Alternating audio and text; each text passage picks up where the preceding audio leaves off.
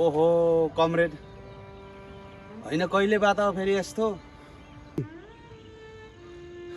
देखिन शैलीबाट गर्दैछु त हैन एक बिहानै कहाँबाट आयो फेरि यो लफङ्गा अब कहाँबाट आउनु नि बिहान बिहान यसरी गाउँमा बरा लिएर हुन्न भनेर बाबुआमा किचकिच गरे त्यो तल्ला घरे साइलाले व्यापार गर्छु 2-4 लाख हाल्दे भनेको थिएँ त्यही माग्न गएको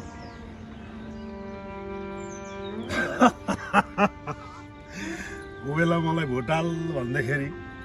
कुखुराको भालेमा गएर भोटालिस अहिले कुखुराको भाले नबास्दै अर्काको ढोकामा गएर ऋण माग्न शर्म लान तँलाई के गर्नु त नेताज्यू बाध्यताको अगाडि शर्माले पनि हार खाँदो रहेछ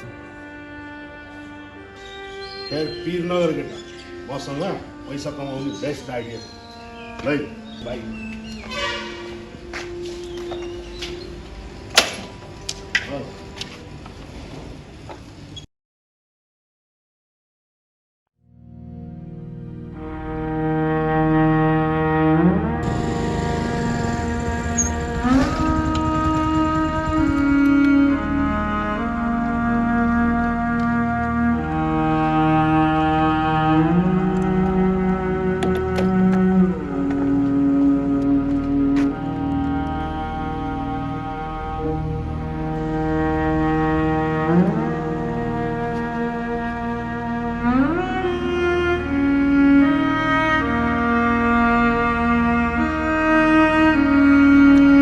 नेताज्यू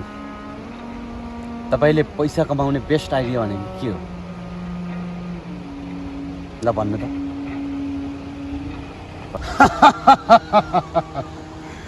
यहाँ र पनि तैँले पैसा कमाउनु ठाउँ देखिनस्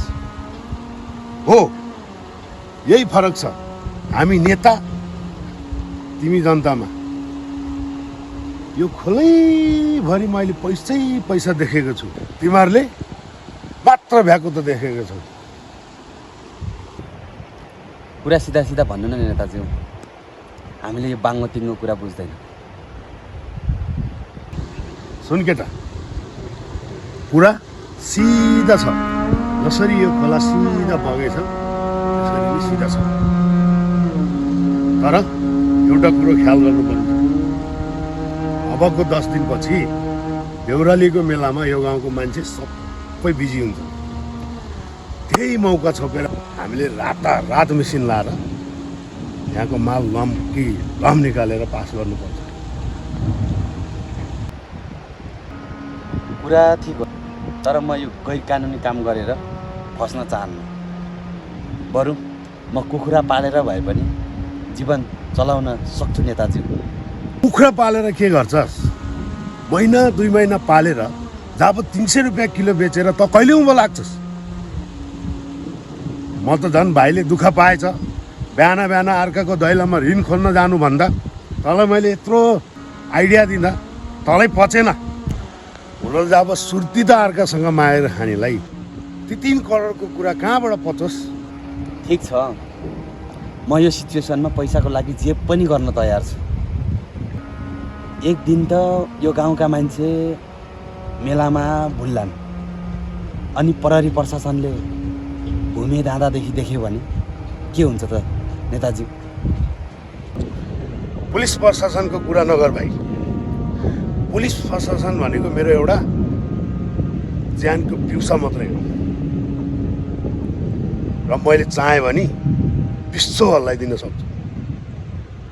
मलाई डर भनेको मात्र जनताको किनभने जनता जनार्दन हुन् ठिक हो दाइ तपाईको लागि पुलिस प्रशासन एउटा शरीरको पिउसो मात्रै हो यदि त्यो पिउसोले मेरो शरीरमा दस्यो भने सर्पको विष पनि हुन सक्छ यो त तर त कति टेन्सन नलि भाइ, जबसम्म तेरो दाइ जिउँदो छ नि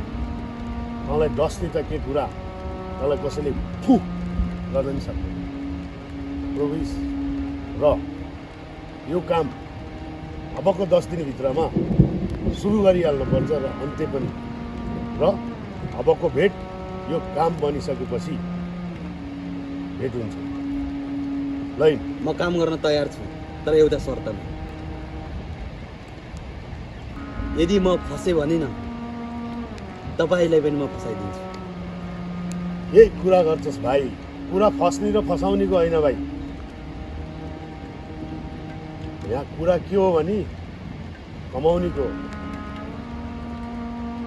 अबको 10 दिनभित्र यो काम जसरी भए पनि गर्नुपर्छ र दाजुभाइ भेटेर अगाडि बढ्नुपर्छ। ल